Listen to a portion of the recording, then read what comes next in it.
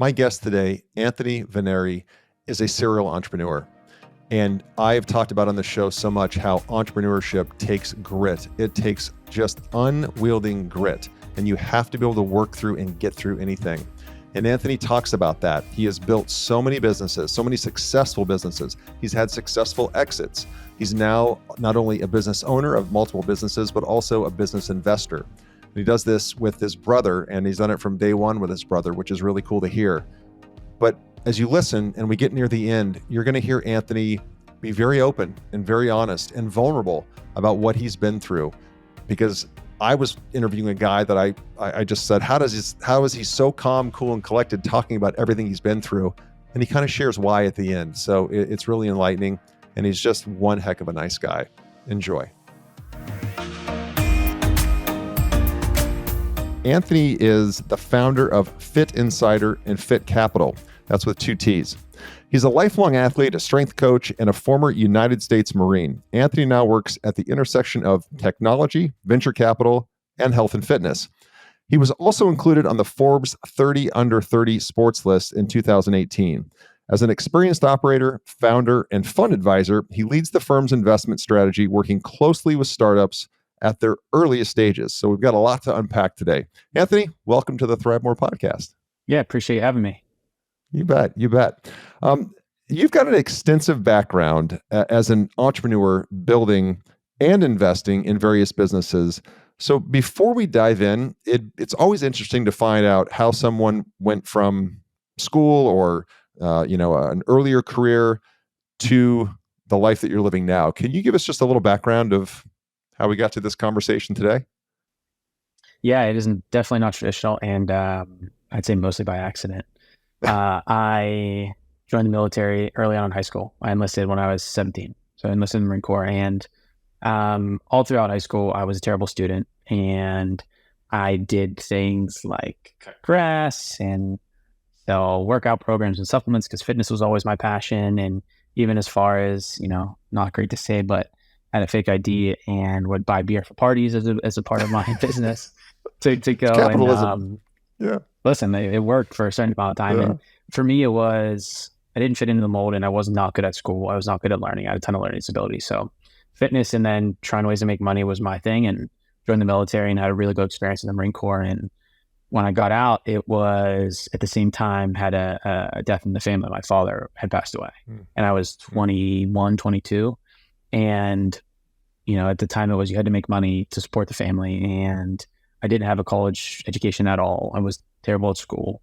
And in the Marine Corps, as well as previously, I had a ton of experience with fitness, and that's what I loved. And actually had a really cool experience when I was in the Marines to go and train and get my personal training certification and kind of build this brand around fitness. So when I got out, I started training people in parks. I started, training people in their houses. I started working at different gyms as much as I could, try to slowly get to where I was making an actual living from fitness and making that my career. And that was really a start. It was, the need to make money, nowhere else to go, not sure what to do. And it was something that I loved and kind of just walked into it. I didn't know I was running a business. I didn't have a business. I didn't file an LLC. I didn't file taxes. I was training people for cash in parks and houses. And that was the start, and kind of just stumbled into it as a survival mechanism to kind of keep going. And that was the start of the kind of journey. Wow. As I think most entrepreneurs end up finding their way to it somehow. It's very few people decide, I'm going to start my own business. This is what I'm going to do. Usually it's a circuitous path. So you've had this it's always been a bent around fitness. And is that from high school, from sports? Was that in the Marine Corps where you really found your vibe in fitness and health? Where did that start from? It started from probably middle school when I was overweight. And my brother, who's 3 years older than me and my co-founder in every business we've had together, every business I've done, he's been involved in. And he was overweight. I was overweight. I was probably in elementary school, going to middle school. He was a couple years older. And we both, at some point, it kind of clicked. We come from an Italian family. Food is everything. We weren't healthy. And he started changing how he looked through sports and fitness. Playing sports, playing football, playing soccer, that happened. He went down this path, and being the younger brother, I copied him. And it was very much like this light of, wow, this is so much fun. Working out, eating healthy, outdoor activities, rock climb. We grew up, very much in Pennsylvania. We spent most of our time when we weren't in school or with friends, like at a place that our grandmother had, which was in the woods. So we were always outdoor and active. And then you realize like there was a component of it that was more planned and prescriptive, which was fitness. And we discovered it then, and it was ever since then, it was all we ever talked about or did. And, my senior project was on being a trainer in fitness. Joe played football in college and was a coach for football and got certifications. And we never thought it would be a business. It was what we wanted to do. Like, oh, we want to go get the CrossFit certification, or we want to go to this USA weightlifting workshop just because it's fun. It was cool. It had nothing to do with a business ever until later on. Yeah. Yeah. Following your passion. So what is Fitt Insider? And again, for the listeners, it's FITT. So what is Fitt Insider? Can you kind of tell us about that? Yeah. Fitt started from Pittsburgh. So we're in Pittsburgh. After, through the line of many, many businesses, we had just sold our gyms that we had, and we're sitting around and become kind of known as some of the guys in Pittsburgh that understood fitness because of the gyms that we had, and we weren't running them anymore. Anthony, real quick, if we can back up. So, because I don't want to skip over that. So at some point you went from training people in parks and their houses, and then I think I just heard that you own gyms. So how did you get into that? Started training people in parks and houses, and 5 people, 10 people, 20 people. Sometimes, then I was running Saturday workouts at the local park, and there was 100 people coming, and everybody was paying $10 a person. And it became the point where the parks department was like, you can't do that. You're just running a business on our parks. Like, that's not a thing. So like figuring that out and doing it. And then there was a local YMCA, and I started training people there and running my own classes there. And from the Marines, it was kettlebells and bodyweight training stuff that they didn't have yet. So I was literally trekking in 50 kettlebells in my Ford Explorer, running a class, leaving with them, kind of renting the space. And then they weren't happy about it because it was people that were coming from my classes and not theirs. And we were really searching for a gym, and there was an indoor skate park, 12,000 square feet, an actual ramps, half pipes indoor skate park that had been closed for many, many years because the trend of indoor skate parks went away. And skateboarding, met the guy who owned this. It was actually an indoor skate park on the second floor of a mezzanine above ice rinks. So it was cold and not great. And we met this guy and said, hey, I want to make this a gym. And he gave us an insanely crazy deal, handshake deal. If you can get this stuff out of here in a certain amount of time and you open the gym, here's your rent, do it. And I'm assuming he thought we weren't going to do it, and maybe you could help cleaning the space. But me, Joe, a few of our friends and family came in and tore down the space. And a week later, we had a 12,000 square foot gym for not much money. And everyone that I was training in parks and everywhere else came to our gym. And that was the start of it. That was our first space. It was massively, open, huge ceilings, turf. The turf we got, someone was throwing away. All the equipment was like found on Craigslist and all this stuff. And kind of that was the start of it all. Yeah. And then were there others before you, because it sounds like you had others too, and then sold those off? Yep. The fast path this, because it wasn't fast. It was called Hybrid Athlete. It was strength and conditioning gym. Then we opened a CrossFit within it. Then we created a program around kettlebells called Kettlebell Cardio that was ours. It was essentially group fitness kettlebells, which I still think we should bring back today. So then we opened a second Hybrid Athlete in another CrossFit, and then another kettlebell. And then we started splitting them off. And we had some kettlebell studios that were opening up on their own. We started opening up individual CrossFits. We started opening up individual Hybrid Athletes, and this compounding effect of, to open a kettlebell studio, you need a small space and kettlebells, and it's very easy. Then we made our own certification and education program around it. Then we made our own kettlebells that we manufactured overseas and made a brand. Then we started partnering with other trainers to open the kettlebell studios, and down this long path of owned strength and conditioning, CrossFits that we owned, and our kettlebell studios that we owned and partnered. We had 42 locations over the course of 3.5 years. Completely held together with toothpicks and gum. It was not run well. We didn't file taxes. We barely had insurance. Our occupancy thing wasn't done well. It was purely, I was between 21 and 24.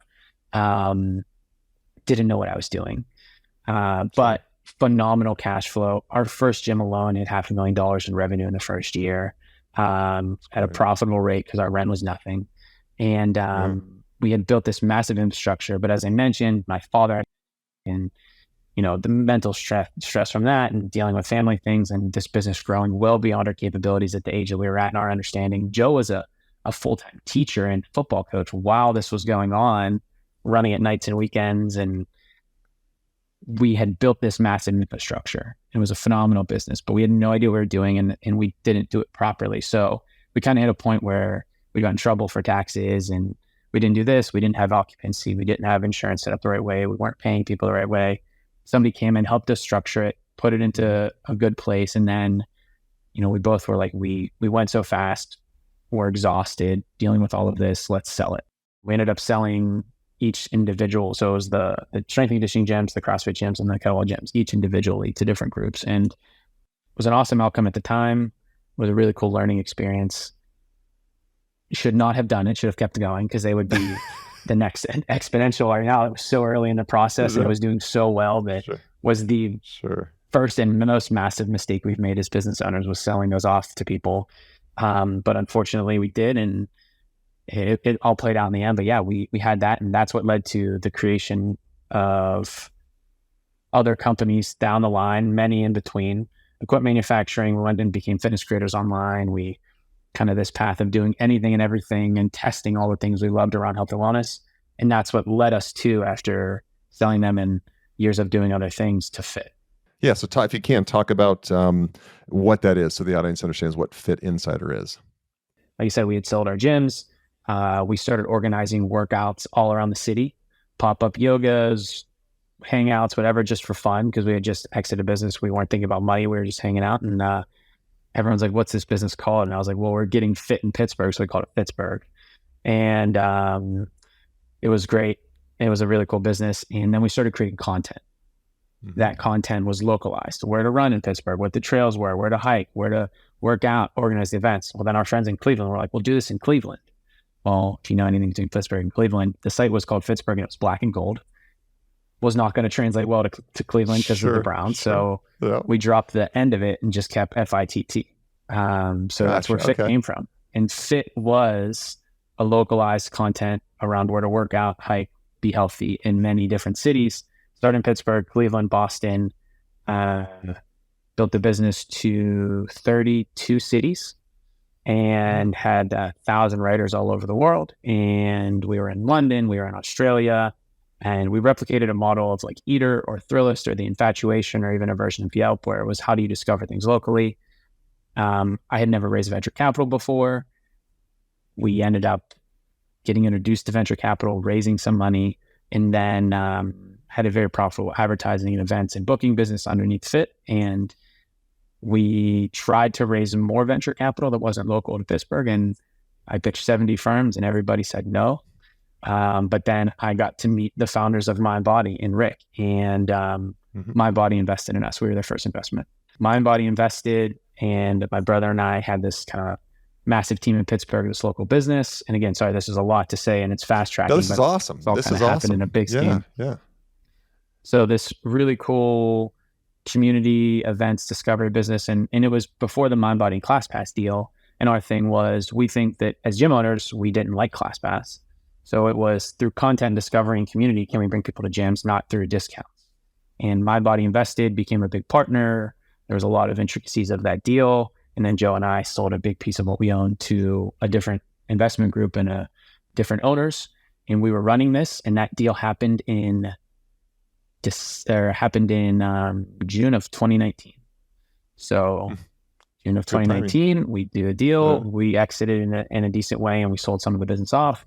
We're still working and running the company with a full-time team of close to 100 here in Pittsburgh and writers all over the world. And then it was June, July, August, September, October, November.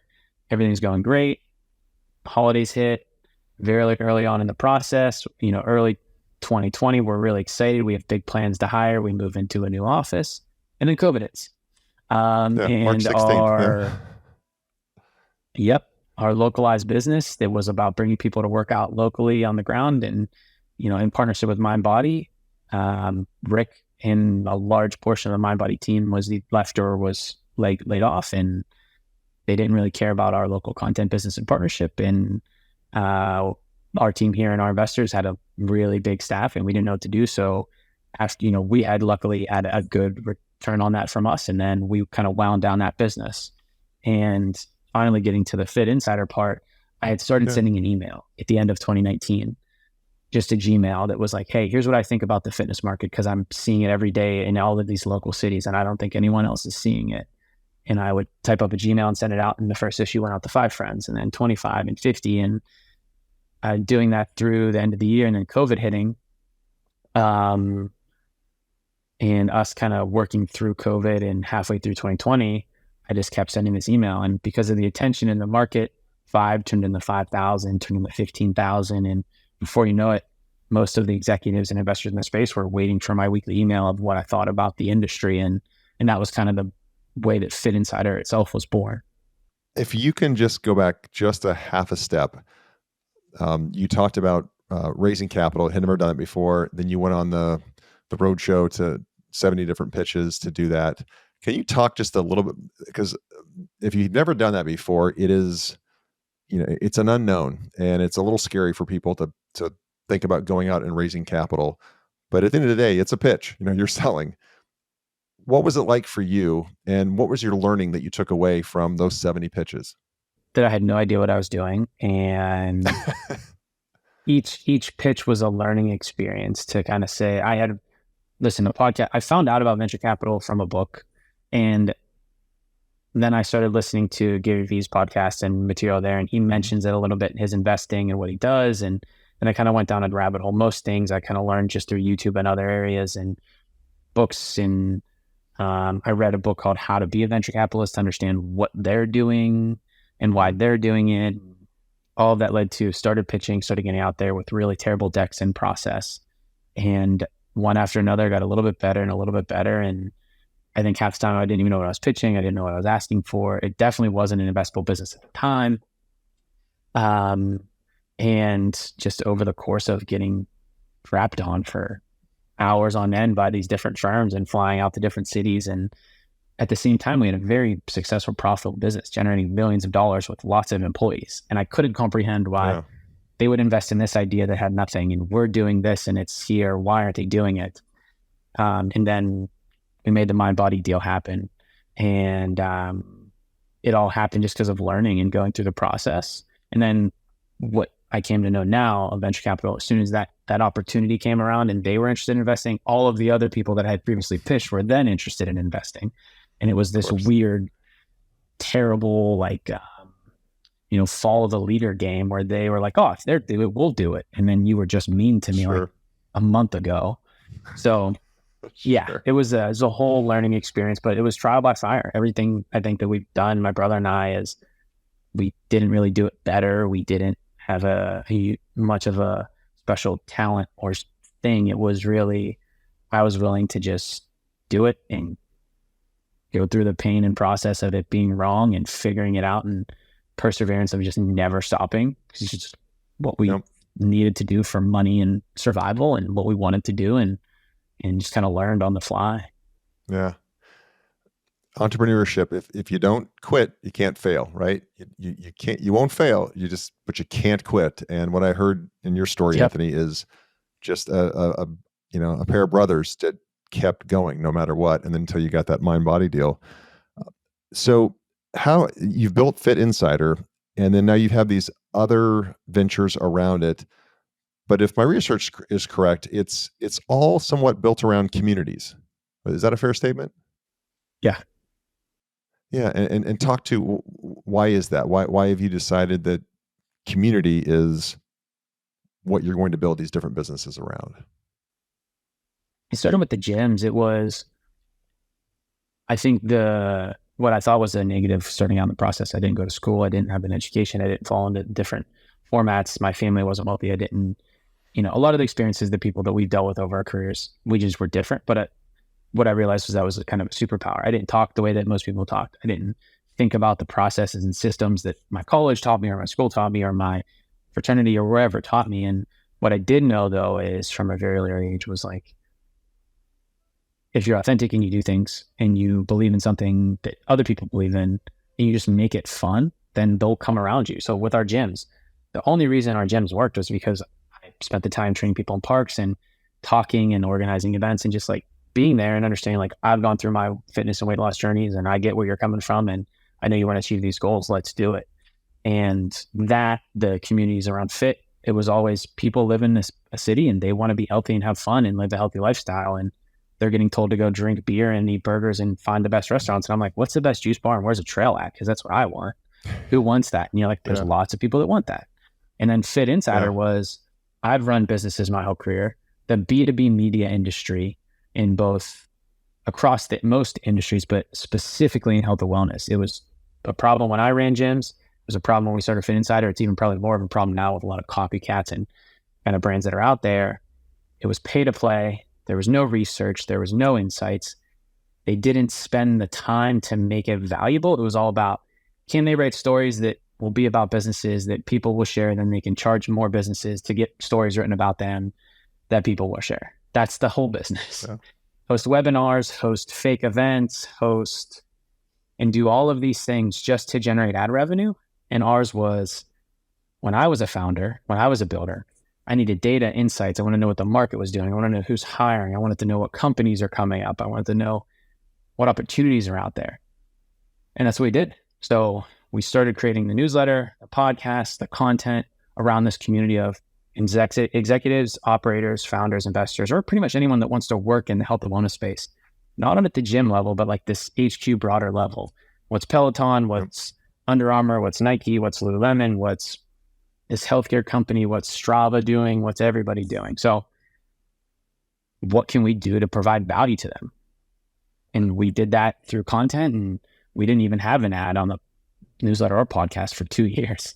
It was just do it, make it really good, build the relationship, put out the content every single day, and then start to meet and spend time with these founders, because what's better than building a business in health and wellness? If you can make money and make people healthy and help them live a better life, it's the coolest business ever. What's better than that? So how can we serve these founders, these executives, these investors, these operators, these employees in the best way possible, and do it completely opposite than, at the time there was some incumbent brands and, there were ones coming up like us, but again, they were either stealing our content or running ads or just they didn't care about the product. They weren't from the industry. They were some guy that did this in textiles or some other category, or did it for, B2B, whatever. And, I can make money in fitness and wellness. And for us, it was like, this is the best way to do it to add value. And that's really it today. It's why we still write the newsletter. Joe still does the podcast. We only take a little bit of advertising, but not it. And we've built a different business around that, because we protect our audience and our value and our data and insights as much as possible. Because money aside, I don't really care. It's like, we want to inspire founders and people and groups to either work in this space or build businesses in this space or do something in this space. Yeah, no, that's it. Your intent is obviously pure. I mean, that just comes through, Anthony, when you're talking. Hey, everyone. As you know, I don't have any advertisements nor sponsorships on this podcast. My only ask of you, the listener, is that you share this podcast with someone that you know, a friend, a family member, a coworker, or a colleague who may benefit from this information, may benefit from today's guest, from the value that they're sharing with the audience, with you, the listener. When you share this podcast and our audience grows, it allows me to book more and more guests who have a great message, great nuggets of wisdom that you can benefit from, and again, your network can benefit from. So please, right now, push that share button, send it to somebody that you care about, and let's get back to the interview. Everyone, technology is weaved throughout any service or product these days. Where does technology play a role in your business? And if we could even go a little deeper, of course, AI is the talk of the town right now, but how are you leveraging technology as you build your businesses? Really, for us, and I think it's how we've been able to grow that we have with such a small team, leveraging every aspect of tech and integrations and data and information, the way that we search for data, the way that we have set up, Google Alerts and News, which pulls into Slack, which, we go and we've integrated some tech that lets us pull from studies that come out, because a big thing we love to do is surface studies. Like this running study shows that run groups are better for you than rucking is important here. Have bots that crawl the internet, pull that data in, puts it into our Slack. Our writers and editors can see it. Our jobs board, we have an industry jobs board, very popular, has hundreds of roles. I think close to 1,000 on any given month. We don't charge for roles, goes back to the community thing, but then more importantly, we built a system that integrates with Greenhouse and Lever and other jobs APIs and automatically pulls jobs in there. We don't need the companies to submit them. It every day automatically pulls jobs in. We just have to approve them and make sure like a human says they're there and they're valuable. So it's all of these ways to eliminate the man hours of a lot of the data and research and other things on a basic level, so they can pull in, and then our editor and our writer and me and Joe and the team can spend time really just sifting through it properly and saying, how can we take this data and provide insights and value to it? And I think that's why, myself, Joe, we have one writer, we have one editor, and that's it. That's lean. That's great. That's great. Where do you, I've talked with a couple of guests on here. The podcast is business, health, and wealth. And so we've talked about health a lot too. And of course, Oxempic and, these other shots that people are taking to reduce their hunger, to lose weight.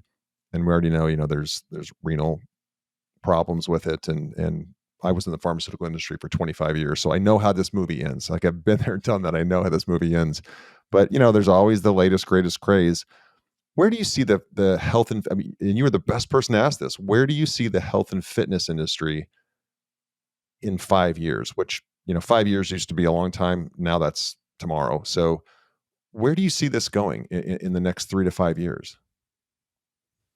Yeah, I think there's different silos. It's a hard question because I very much agree with your kind of point of, we know where this ends on the medication side, not only the implications of actual immediate side effects of the medication, but what comes from the studies around, you have a certain amount of body fat and muscle, you take the drugs, you lose both muscle and body fat. You stop taking the drugs, you gain back body fat, and you are in a worse off position than when you started. If you don't have behavioral therapy, strength training, coaching, all of this stuff that needs to be done properly to make this impact you, it is not good overall. So I think from the medication side, you're seeing it with HRT and peptides and weight loss drugs and the issue that happened with like Adderall and Dun and other companies.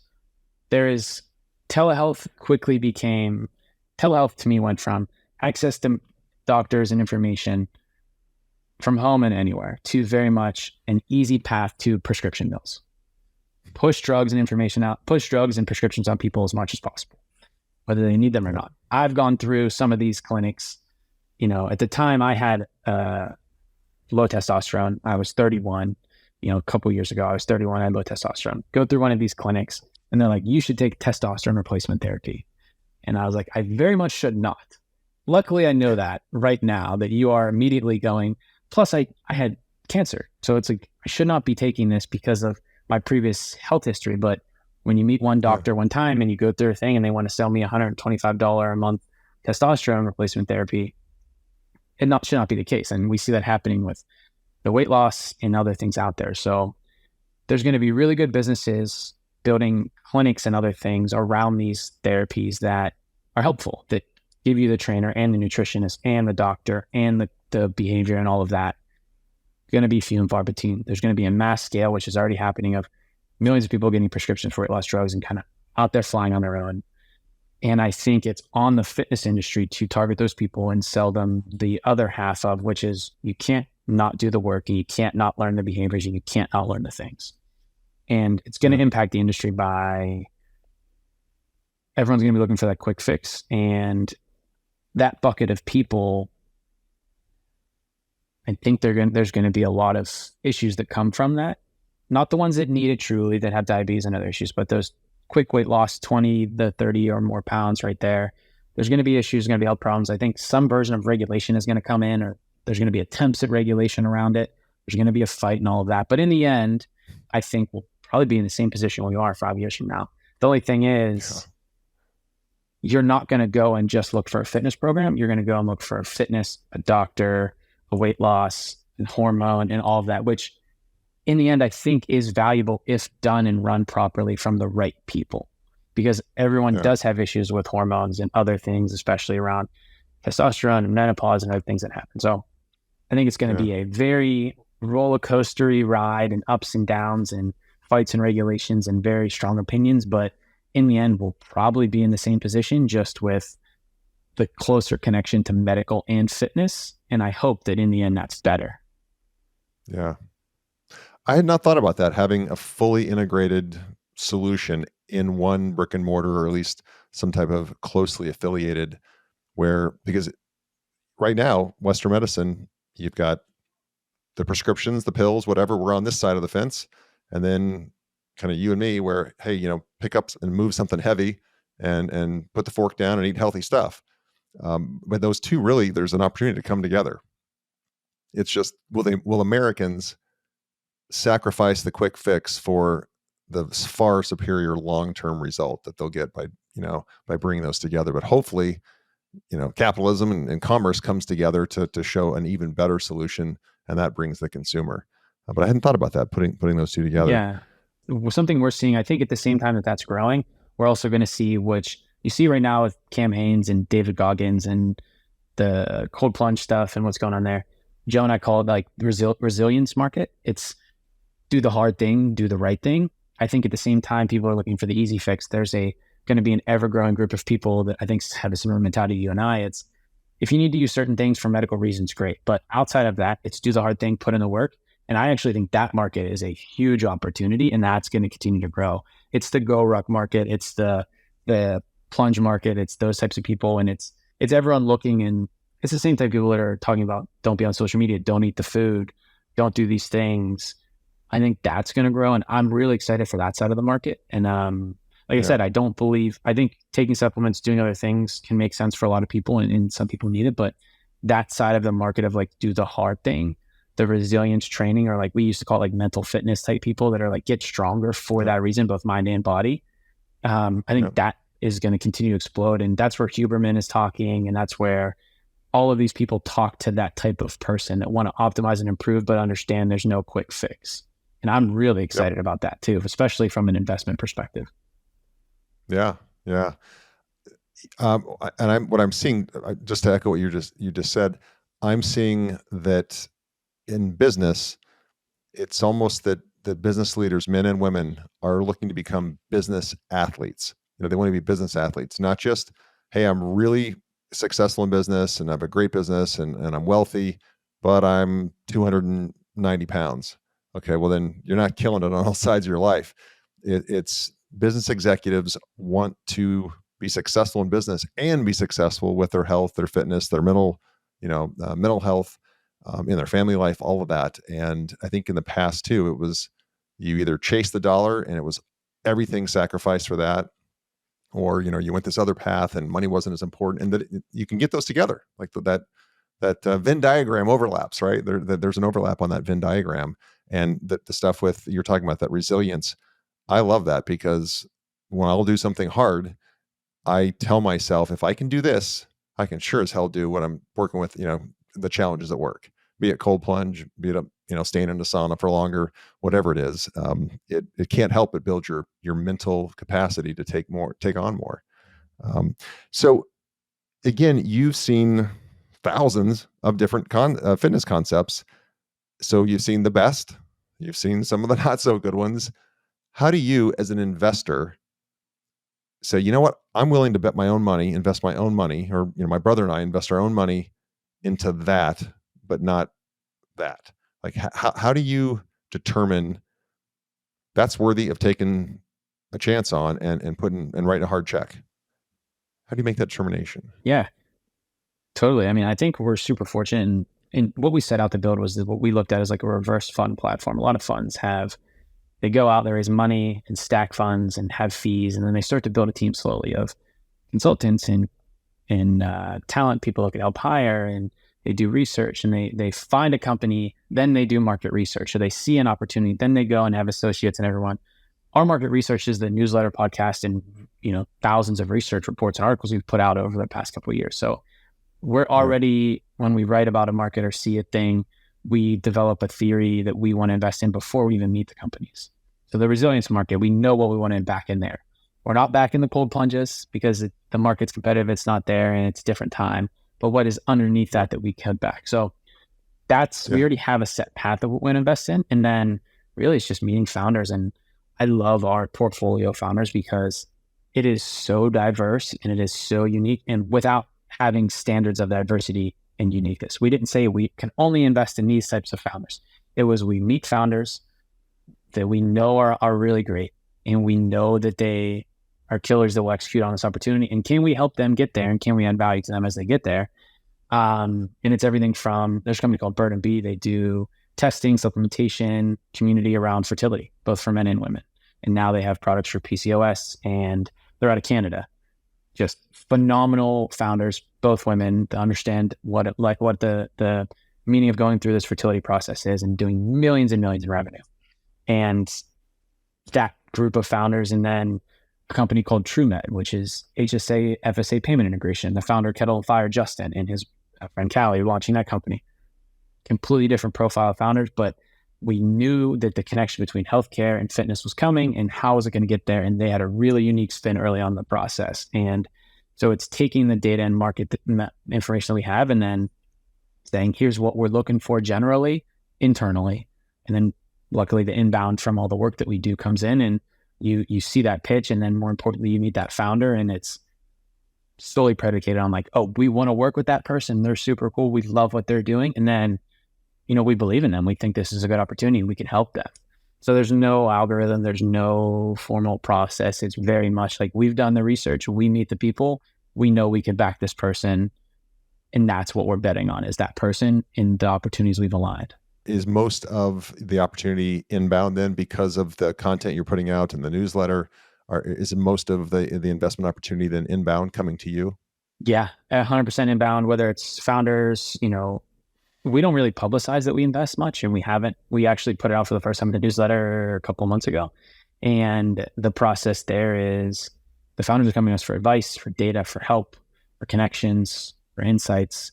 And then we're like, oh, we invest as well. Here's what we do. Now we're promoting it more as we have more capital. So between them coming to us directly, and then other funds, we have really good relationships, and I've done a ton of work with other funds in the space. And it's part of this fun platform. If you want to have data and information, if you want to find a job or hire somebody, if you want to, be able to market and partner, if you want to distribute through our press release platform, we built all that to support the fund. The vision of what we're doing in the investing on the fund side and the services side, that's the business. How do we invest and grow and facilitate the kind of forward projection of the industry through capital and connections, whether we invest or we introduce other investors or we help you in some way? That's the value. And we've been building towards that vision for 2 years now, and we finally have it all complete and started to execute on it. Anthony, is there an end goal? Is there it sounds like your fund is not like a closed-end fund where you've got to harvest it in a certain amount of years and then return the capital to LPs, but is it more open-ended, and is this just the game that you love to play, or is there an end goal, end point that you have in mind for this? Yeah. So it definitely is open-ended. We've partnered with some cool family offices and people that we know, as well as our own capital, and really big opportunity there. And we're building towards more formal funds, both early stage and late stage. But the end goal is, if you look at the market and the opportunity, I've never seen a market where the consumer spend and interest and the amount of both brain space and, culture that is spent on a category is going so up, when the investment dollars and the opportunity from the investment side is going down, because a lot of investors jumped in during COVID, the ups and downs, and made really bad bets on fitness streamings and connected fitness and things that just didn't make sense, which I understand that happens, but there's a weird time in the market. So ours is, in the end, if you want to do anything in the industry, I want to be able to help those companies and those founders. I want to own the things that facilitates them to raise money, distribute, market, partner. We're going to launch events soon. We're launching other businesses. We have a B2C media company coming, because we know how hard it is for companies to acquire customers. We have acquiring other B2B media platforms. Everything you want to do in the space, we want to have involvement and support in that. And then raise multiple funds, both very early stage, like we do right now with first check and pre-seed, as well as later stage to support those companies, and then use our investment method in kind of thesis and our more humanistic approach to investing. Like, like we talked about earlier, I went through those 70 pitches, very soul crushing to go through that. I think we're doing a little bit differently. Sure. So be able to do that and just do that. I mean, ideally forever. We're starting to really build a team and hire killers in all aspects to come and work with us, and very much almost the employee owned method of like, people that are coming to work for us, they have upside, they have opportunity, and build this ship that a lot of people want to be on, and be the biggest media, research, talent, and search placement and fund company that does in each of those categories be the biggest in our industry in the end. Yeah. Anthony, you have talked about this journey from the time you got out of the military, teaching in parks, teaching in the Y, 42, I think you said, locations, an exit, a newsletter, a deal with Mind Body, which is, for the listeners, that's the 800-pound gorilla in the fitness CRM business, to raising funds. And you've been so calm, cool, and collected during this podcast. I'm just wondering, does your pulse ever go above 50? Because you just seem to just be settled in your skin. I can see it. You just seem to be really comfortable in your mission and what you're doing. I appreciate that. Yeah. It means a lot, but unfortunately that ability has come through a lot of things in life. So I kind of hinted at it. My father passed away when I was young. The burden of taking care of our family and providing for different people. At the same time, I was in the Marine Corps. At the same time, all of my grandparents, my father, and some friends through the military, within a 3-year window, they all passed away. And then COVID happened. The story of the Mind Body deal and COVID, I was diagnosed with a brain tumor, which is what my father passed away from March 6th of 2020. So at the same time COVID hit and our company was going down, I was diagnosed with a brain tumor and I had cancer. And my first round of treatment was in my car because people didn't know what to do. And I thought I was going to die if I touched a package. So for, the company, life, family loss, me battling cancer and my brain tumor, and then still on that battle today to some extent. So if you go through enough of that, there's nothing's going to rattle you. Plus the Marine Corps and the training and everything else that came from that. It's kind of like, what else is going to happen? So you kind of just have to be there and do it. And I have luckily gone through that and then come out the other side of, it's why I'm so passionate about the space. If you do not have your health, nothing else matters. No matter what you own, what you buy, what you do, the money, the status, the things, the ego that's attached to that, it does not matter if you don't have your health. Because when I was 31 years old and going through chemo and radiation, and doctors are kind of like, it's not looking great. The 30 under 30, the acquisition, nothing mattered. It was completely irrelevant. No. And to know that so many people struggle with this throughout their lives and so many issues come around, it was kind of like, we know what we want. This is what we want. And as long as I'm here to be able to do it, this is what we're going to do. And luckily feel comfortable with what we're doing and who we are, and are just kind of super fortunate to be working with my brother and friends and just doing cool stuff. I really appreciate you sharing that. That's when it's inspirational, and it just shows the indomitable spirit that you have. And I hope other listeners that heard that, who are going through tough things, and everybody, I always say, everybody's dragging their own bag of hammers, right? Everybody's got their own bag of hammers to drag around, and to do what you've done and be to go through what you've gone through.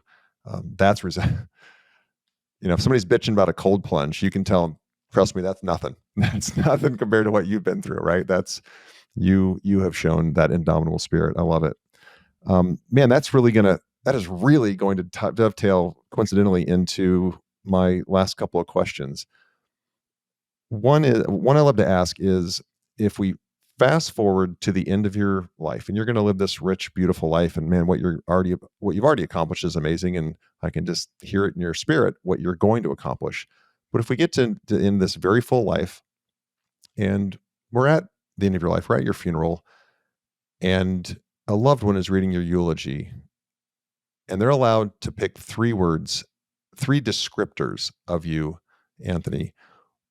What 3 words do you hope they choose to read, to say about your life?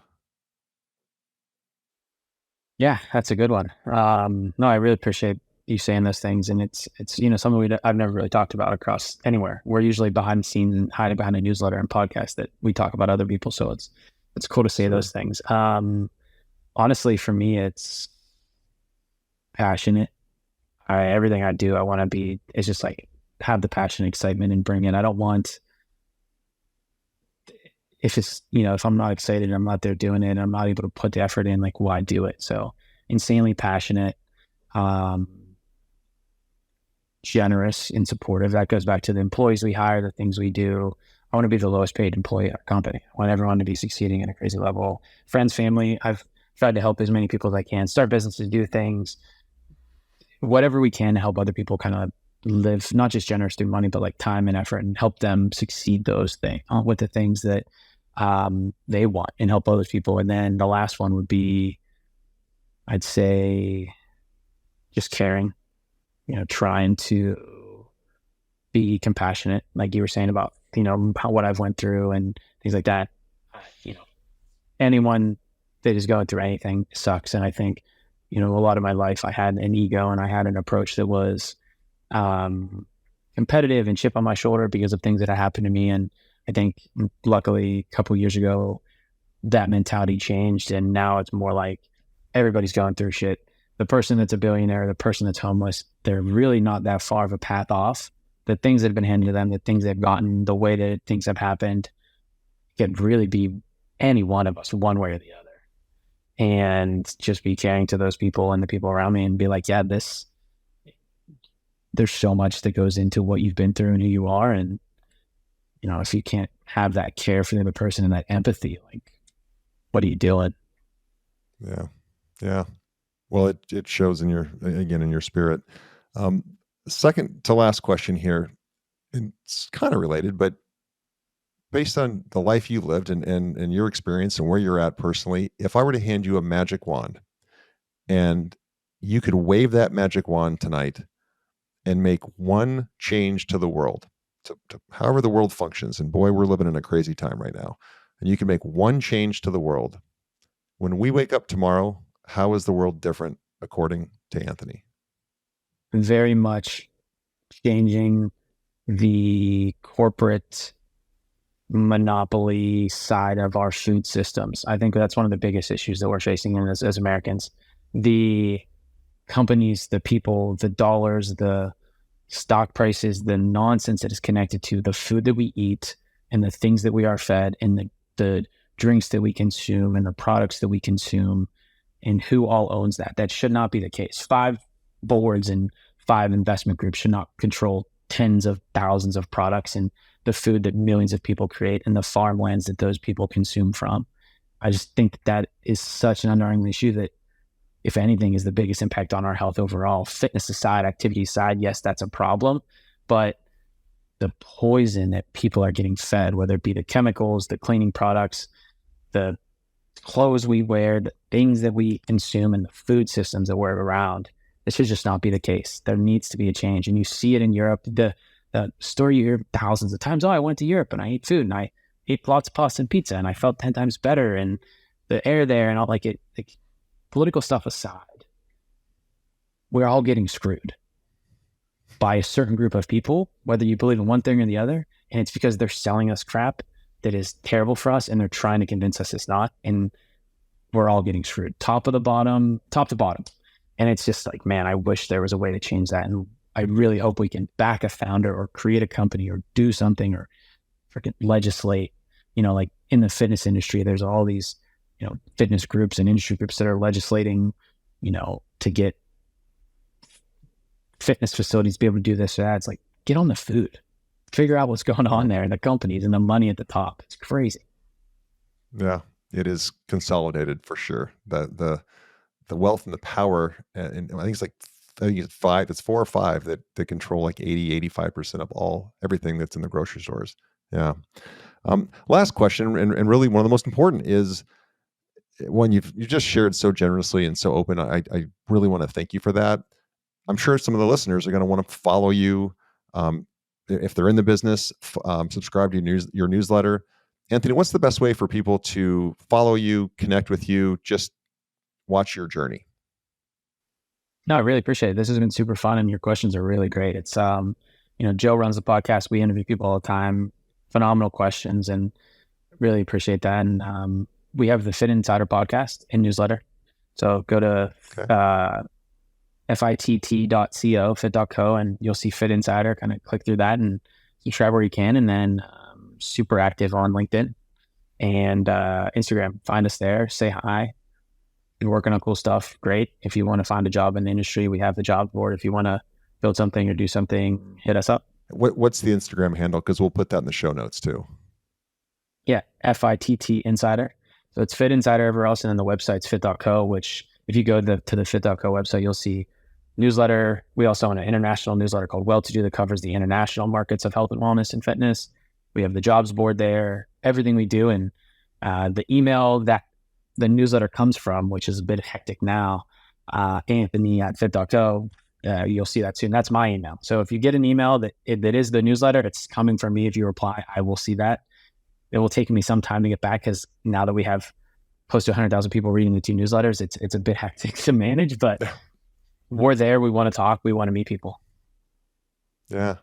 I'm connected with you on LinkedIn, I believe, but as soon as we get off this, I'm going to go hit fit.co and subscribe to that because what a great resource. Awesome.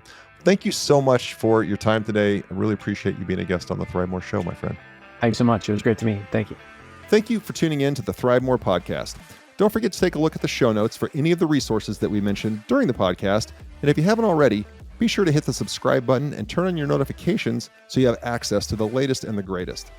You can connect with me on any of the socials at Real Roger Martin. And be sure to check out our website, ThriveMoreBrands.com. There you'll find information on the brands we support and information on franchising. Thanks again for tuning in.